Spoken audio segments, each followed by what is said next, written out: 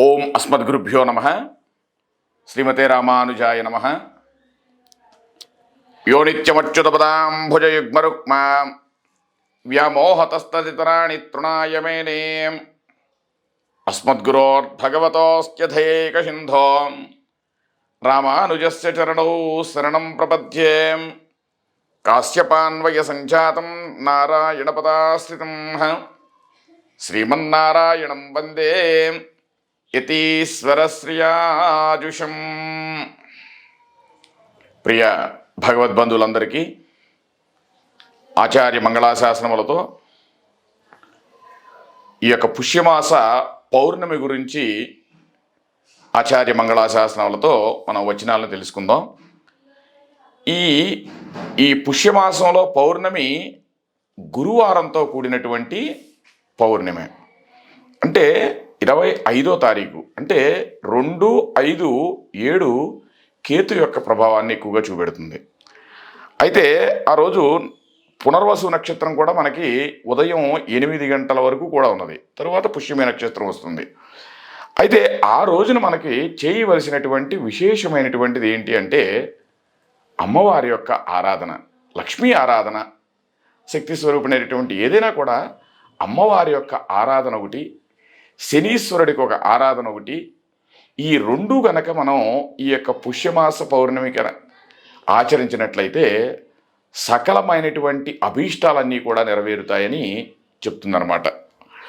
అయితే ఆ రోజు మనం ఏం చేయాలంటే యథాప్రకారంగా మనం ప్రాతకాలమున స్నానానుష్ఠాలన్నీ కూడా నెరవేర్చుకుని ఆ యొక్క లక్ష్మీ యొక్క ఆరాధనని మనం షోడశోపచారాలతో శ్రీ సూక్తపరంగా అమ్మవారిని ఆరాధించి మన పిండితో కనుక దీపాలుగా ఆవు నేతితో పిండితో దీపాలు వెలిగించి అమ్మవారికి ఒక తీపి పదార్థం ఒక నివేదన చేసినట్లయితే సకలమైనటువంటి కోరికలు నెరవేరుతాయని మన ఆగమంలో కొంచెం చెప్తుంది.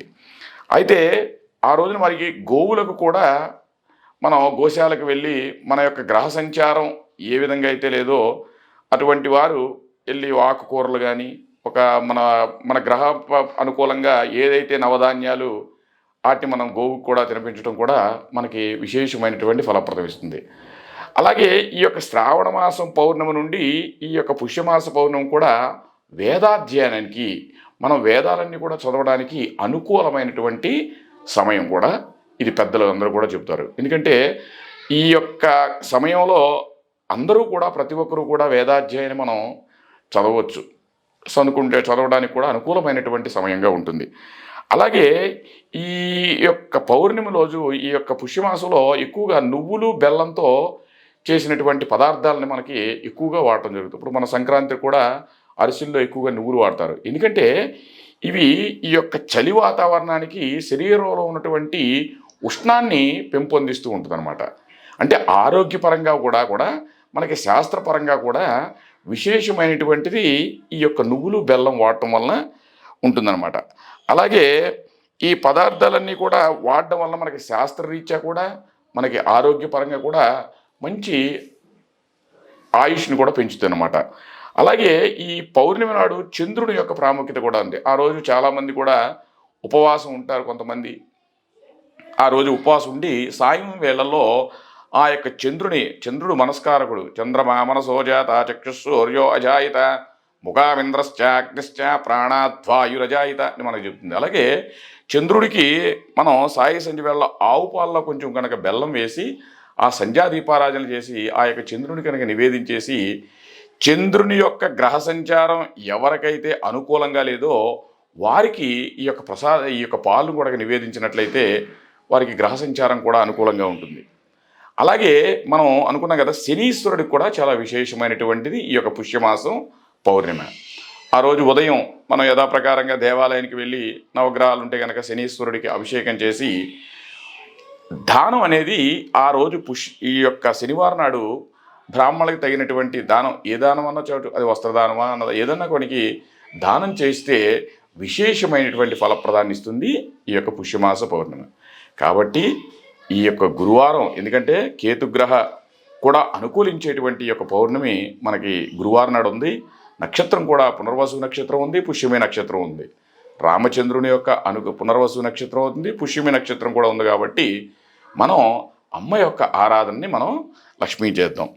అయితే ఈ ఆత్మకి లక్ష్మీ స్వభావం కావాలి అంటే మనం ఏం చేయాలి? మనకి లక్ష్మి యొక్క అనుగ్రహం కావాలంటే మనం ఏమేమి పాటించాలంటే 6 గుణాలు కలిగి ఉండాలని మన పూర్వాచారులు చెప్తున్నారు. ఏమేంటంటే అనన్యార్హ శేషత్వము, అంటే ఆయనకే మనం దాసులం, ఆయనకి సేవ చేసేటువంటి వాళ్ళంగా మనం ఉండాలంట. మరియు అనన్య శరణత్వం, అంటే ఆయనే మనకు రక్షకుడు, అంటే లక్ష్మితో కూడి ఉంటాడు. నారాయణుడు ఎప్పుడు కూడా లక్ష్మితో ఉంటాడు, ఒక్కడు మిథునంగా ఉంటారు కాబట్టి ఆయనే మనకి రక్షకుడిగా భావించాలంట. అలాగే అనన్య భోగ్యత్వము అని చెప్తుంది, అంటే ఆయనే అనుభవింపదగినటి వాడు, మనం చేసేటువంటి ప్రతి ఒక్క కార్యాన్ని కూడా అతనే అనుభవించేటట్లుగా ఉంటాడంట లక్ష్మీనారాయణుడు.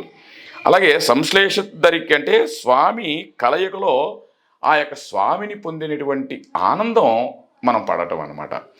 మళ్ళా స్వామికి ఎడబాటుని భరించలేక ఉండపోవటం, అంటే మనం కైంకర్యానికి దూరంగా ఉండటం అనేది కూడా ఒక విధమైనటువంటి భాగం.